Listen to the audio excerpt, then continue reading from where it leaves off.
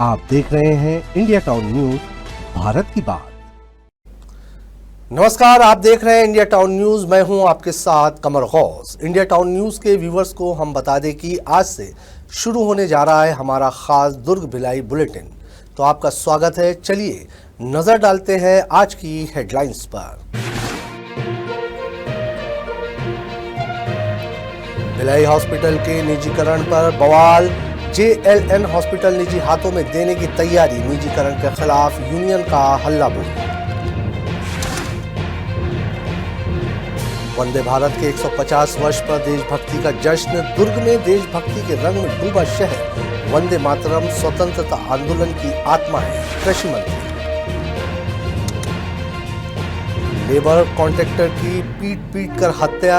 5 आरोपियों को हिरासत में लिया गया। पूरी कहानी सामने लाने की कोशिश में लगी पुलिस। फरार आरोपी को दुर्ग GRP ने किया गिरफ्तार। 11 महीने बाद पकड़ा गया आरोपी को मुंबई ले जाने की तैयारी। अब खबरें विस्तार से। भिलाई इस्पात संयंत्र स्थित सेक्टर 9 के Pandit Jawaharlal Nehru hospital and research centre के निजीकरण की तैयारियों को लेकर हड़कंप मच गया है। करीब 2000 करोड़ रुपए मूल्य वाले इस अस्पताल को गुड़गांव के एक व्यापारी को सौंपे जाने की चर्चाओं ने कर्मचारियों और यूनियनों में नाराजगी बढ़ा दी है। इसी के साथ सेक्टर 1 स्थित कैंसर हॉस्पिटल को बाल्को के हवाले किए जाने की बात भी सामने आ रही है। संयंत्र प्रबंधन का तर्क है कि अस्पताल और स्कूलों के संचालन पर खर्च लगातार बढ़ रहा है, इसलिए निजी भागीदारी जरूरी है। लेकिन यूनियनों ने इस निर्णय को कर्मचारियों और आम मरीजों के हितों के खिलाफ बताया है। निजीकरण की खबर फैलते ही C2 यूनियन के पदाधिकारी और कर्मचारी परिवारों के साथ अस्पताल परिसर पहुंचे और प्रबंधन के खिलाफ जमकर विरोध प्रदर्शन किया। उन्होंने मुख्य चिकित्सा अधिकारी को ज्ञापन सौंपते हुए अस्पताल के निजीकरण की प्रक्रिया तुरंत रोकने की मांग की। यूनियनों का कहना है कि सार्वजनिक हित से जुड़ी सुविधाओं को निजी हाथों में सौंपने से आम लोगों को नुकसान होगा और इलाज महंगा हो जाएगा। विरोध प्रदर्शन के दौरान यूनियन नेताओं ने चेतावनी दी कि अगर प्रबंधन के निर्णय वापस नहीं लिया तो आंदोलन को और तेज किया जाएगा। 3 तारीख को हम लोग को जो जानकारी मिला था कि सेक्टर 9 अस्पताल को निजी कॉरपोरेट समूह को सौंपने के बारे में कुछ चर्चा चल रही है। इसको लेकर के हम लोगों ने आपातकालीन अपनी बैठक बुलाई, पदाधिकारी समिति की बैठक बुलाई, जिसमें चर्चा करने के बाद में कुछ ये निर्णय हुआ कि सपरिवार मिल करके इसको अस्पताल प्रबंधन के सामने हम लोग अपना विरोध दर्ज करेंगे और ज्ञापन सौंपेंगे कि ये छत्तीसगढ़ का एक बहुत महत्वपूर्ण अस्पताल है जो भिलाई इस्पात संयंत्र में काम करने वाले कर्मचारियों के लिए एक बेहतरीन अस्पताल है। इसके साथ साथ में यहाँ पर अन्य जैसे कि DPS हो गया, फेरोस्क्रैप हो गया, CSF हो गया और अन्य एजेंसियों की भी के लिए भी इलाज के लिए बहुत बेहतरीन अस्पताल है। तो इसको लेकर के हम लोग फिर 11 बजे 4 तारीख को 11 बजे सेक्टर 9 अस्पताल आए और सपरिवार आए और अस्पताल प्रबंधन को हम लोगों ने ज्ञापन सौंपा कि ये निजीकरण करना ये सेवा शर्तों का उल्लंघन है, सरासर उल्लंघन है, इसे वापस होना चाहिए। और अगर कोई समस्या आ रहा है तो भिलाई में यूनियनें काम करती हैं और ऑफिसर एसोसिएशन काम कर रहा है, इनके साथ में बैठकर चर्चा करना चाहिए। इस प्रकार से गुपचुप तरीके से कुछ कॉर्पोरेट से या फिर मंत्रालय की तरफ, गवर्नमेंट की तरफ से कुछ पॉलिसी आ रही है, उसको लेकर के गुपचुप तरीके से इस तरह से करना भिलाई के सौहार्द को, संयंत्र के सौहार्द को नुकसान पहुंचाता है। मुंबई के ठाणे पुलिस थाने से मिली इनपुट के आधार पर गंभीर मामले के एक फरार आरोपी को दुर्ग GRP ने गिरफ्तार किया है। आरोपी शालीमार एक्सप्रेस में यात्रा कर रहा था, जिसे बीते शाम हिरासत में ले लिया गया। आपको बता दें कि मिली जानकारी के अनुसार 19 वर्षीय आरोपी अजमीर शेख निवासी गंगसूली बांग्लादेश करीब 11 महीने पहले अवैध तरीके से भारत आया था। यह आरोपी ठाणे पुलिस की हिरासत से फरार हुआ था। ठाणे पुलिस की टीम अब दुर्ग रेलवे स्टेशन से आरोपी अजमीर शेख को मुंबई ले जाएगी। ठाणे पुलिस बॉम्बे से सूचना प्राप्त हुआ कि बांग्लादेशी नागरिक जो है पुलिस कस्टडी से भाग गया है जो शालीमार से एक्सप्रेस में जा रहा है। सूचना पर श्रीमान पुलिस अधीक्षक रेल रायपुर श्रीमती श्वेता सिन्हा को अवगत कराया गया। उनके मार्गदर्शन में समस्त स्टाफ को लेकर के ट्रेन शालीमार एक्सप्रेस को चेक किया गया। चेकिंग के दौरान ये व्यक्ति मिला जिसे पकड़कर चौकी लाया गया है और गिरफ्तार करने की सूचना पुलिस बॉम्बे को दी गई है, जो अभी कुछ देर में यहाँ 10 बजे करीब जो पहुँचने वाले हैं यहाँ दुर्ग रायपुर आ चुके हुए हैं। जहां दबंगों ने एक अधेड़ व्यक्ति की बेरहमी से पीट कर हत्या कर दी। ये सनसनीखेज वारदात थाने पुलिस खबर दुर्ग से है, जहां दबंगों ने एक अधेड़ व्यक्ति की बेरहमी से पीट कर हत्या कर दी। ये सनसनीखेज वारदात दुर्ग सिटी कोतवाली थाना क्षेत्र के शीतल नगर टीमरापारा की है। बता दें कि जानकारी के अनुसार पैसों के लेन देन के पुराने विवाद को लेकर शीतल नगर निवासी 47 वर्षीय संतोष आचार्य पर करीब 8 से अधिक लोगों ने हमला किया। बताया जा रहा है कि आरोपी मृतक को उसके घर से जबरन उठाकर सराफा लाइन ले गए, जहां उसकी बुरी तरह पिटाई की गई। मारपीट के दौरान संतोष की मौके पर ही मौत हो गई। सूचना मिलते ही पुलिस मौके पर पहुंची और शव को पोस्टमार्टम के लिए जिला अस्पताल भेजा। मामले में पुलिस ने तत्काल कार्रवाई करते हुए 8 आरोपियों को गिरफ्तार कर लिया है, जबकि बाकी फरार आरोपियों की तलाश में छापेमारी की जा रही है। रात्रि एक घटना यहाँ पर घटी है, जिसमें एक संतोष आचार्य नाम का युवक, जिसके साथ आपसी रंजिश को लेकर के 7-8 युवकों ने मारपीट किया था, हाथ मुक्के से मारपीट किया था यहाँ पर, जिसको घायल अवस्था में हॉस्पिटलाइज किया गया था। इलाज के दौरान उसकी मृत्यु हो गई थी। हत्या का अपराध पंजीबद्ध कर विवेचना में लिया गया है। कितने लोग को हिरासत में लिया गया? अभी 8 लोगों को हिरासत में लिया गया है और भी जो पूछताछ की जा रही है अभी विवेचना स्तर पर है। इसके बाद ही अग्रिम जानकारी दी जाएगी। घटना स्थल पर काफी खून बहा हुआ है, किस प्रकार का है? घटना स्थल पर उसको धारदार हथियार से या पत्थर से मारे हैं, ऐसे ही है और पीएम के बाद ये स्पष्ट हो जाएगा किस प्रकार का घटना हुआ। वजह क्या निकल के आ रही है? आपसी रंजिश है, अभी विवेचना के स्तर पर है, पूछताछ की जा रही है।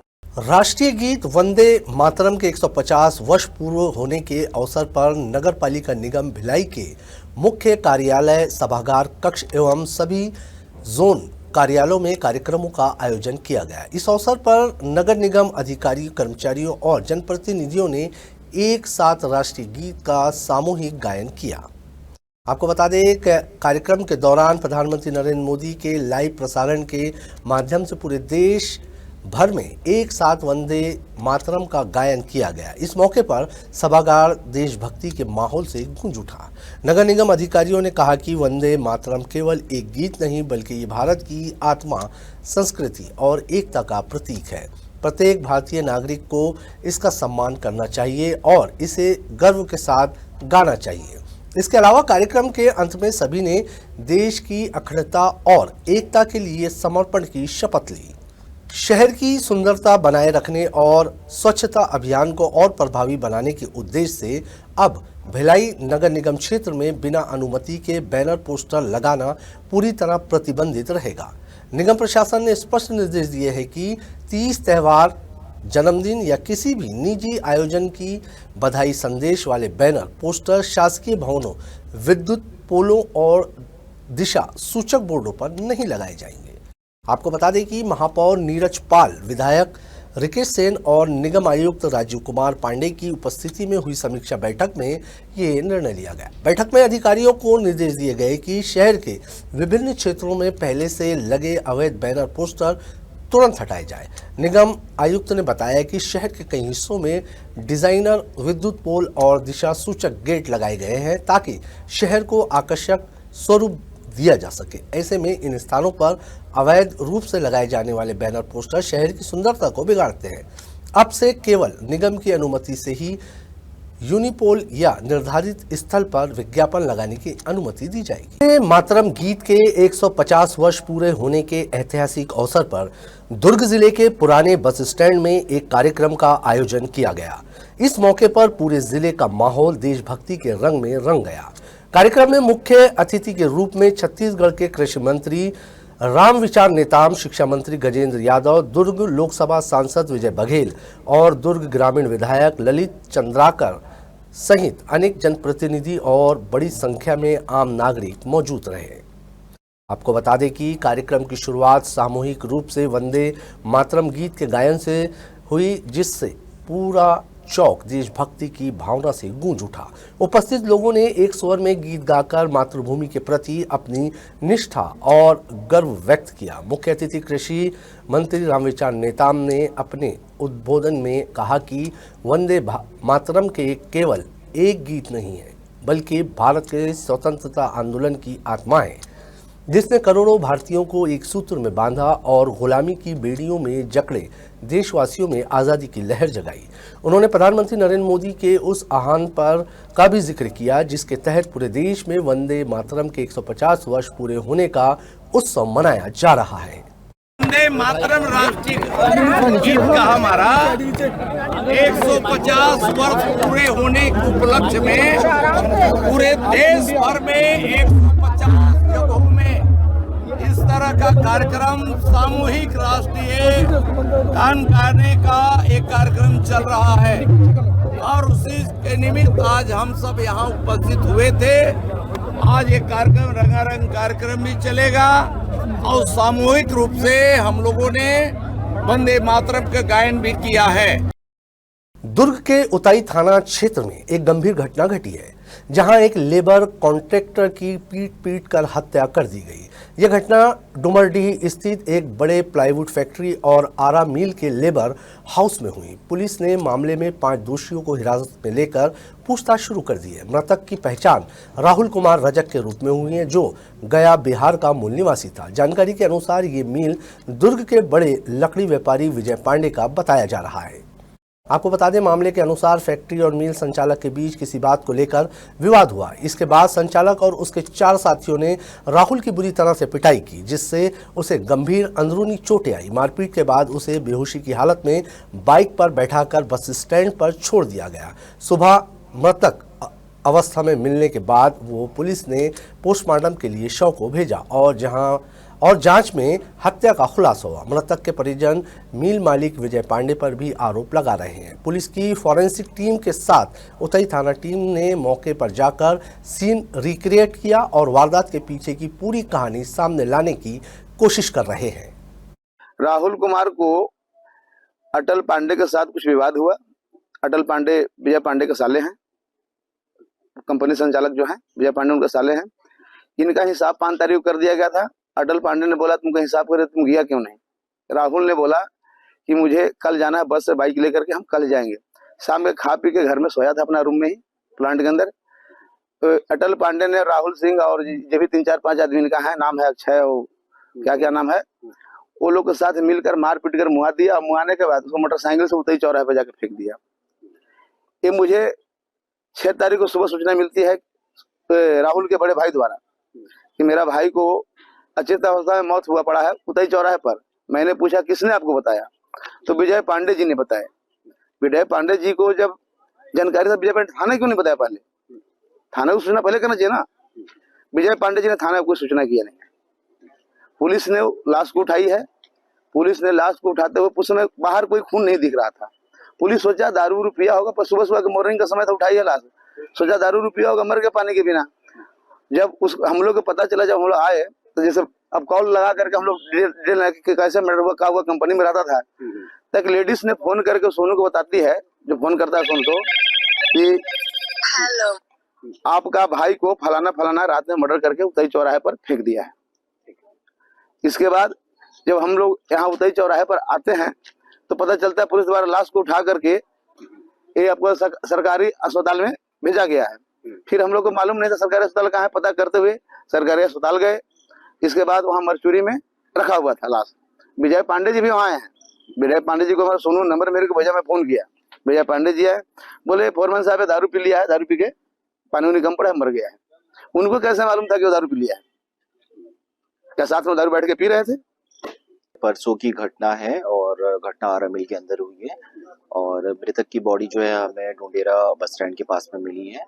अंदरूनी चोट आई थी, बाहरी कोई चोट नहीं थी। सवेरे से मॉर्चुरी शिफ्ट किया गया और पीएम के बाद पता चला, शॉर्ट पीएम के बाद, कि इसे इंटरनल इंजरीज आई है। पुलिस अपनी इन्वेस्टिगेशन कर रही थी और इन्वेस्टिगेशन में ये पता चला कि आरा मिल के अंदर जो मृतक था राहुल सिंह रजक, ये वहीं का कर्मचारी था और इसे काम से 2 दिन पहले निकाल दिया गया था। ये अपने स्टेट बिहार ना जाके उस दिन घटना दिनांक की रात को अपने रूम पे सो रहा था आरा मिल के अंदर में। तो वहीं के कर्मचारी 5 लोग इसके साथ गाली गलौज किए हैं, इसके साथ मारपीट किए हैं और इसे जो है अंदरूनी चोट आई है। इसे छोड़ के आए डुंडेरा बस स्टैंड पे। मृतक ने बोला कि मेरे को बस स्टैंड पे छोड़ दो, मैं बिहार चले जाऊंगा बस पकड़ के जैसे तैसे। क्योंकि इसको अंदरूनी चोट आई थी तो ये रात में इसकी फौत हो गई वहीं पे। तो चोट आने के बावजूद भी इसने वहाँ के लोगों से बात की कि मुझे बस स्टैंड छोड़ दो। तब तक ये जीवित था, मारपीट के बाद ये जीवित था। ये वहाँ पे पानी पिया है, बाइक में बैठा है, खुद से इसको बिठा ले हैं और डुंडेरा बस स्टैंड पे छोड़े। मारपीट में किस तरह के निशान सामने दिखे हैं? बाहरी चोट जो है बॉडी पे नहीं थी। जो भी चोटें आई हैं अंदरूनी चोट थी, इंटरनल ऑर्गन्स फेलियर थे। पीएम रिपोर्ट में ये आया है। संभावना क्या जाहिर होती है, किस तरह की मारपीट की वजह से? हाथ मुक्के से जो है इसके साथ मारपीट की गई है, लात भी मारा गया होगा और पसली वगैरह टूटी है इसकी, इस वजह से इसकी मौत हो गई थी। आरा मिल के मालिकों या फिर पार्टनरों का कोई इन्वॉल्वमेंट है इस पूरे कांड में? आरा मिल का जो विजय पांडे हैं, उनके जो रिश्तेदार हैं अटल पांडे जो 5 आरोपी गिरफ्तार किए हैं हमने, उसमें से एक आरोपी अटल पांडे। आज के हमारे दुर्ग भिलाई बुलेटिन में फिलहाल इतना ही। फिर मिलेंगे कल, तब तक के लिए मुझे दीजिए इजाजत और आप देखते रहिए इंडिया टाउन न्यूज भारत की बात। नमस्कार। आप देख रहे हैं इंडिया टाउन न्यूज भारत की बात।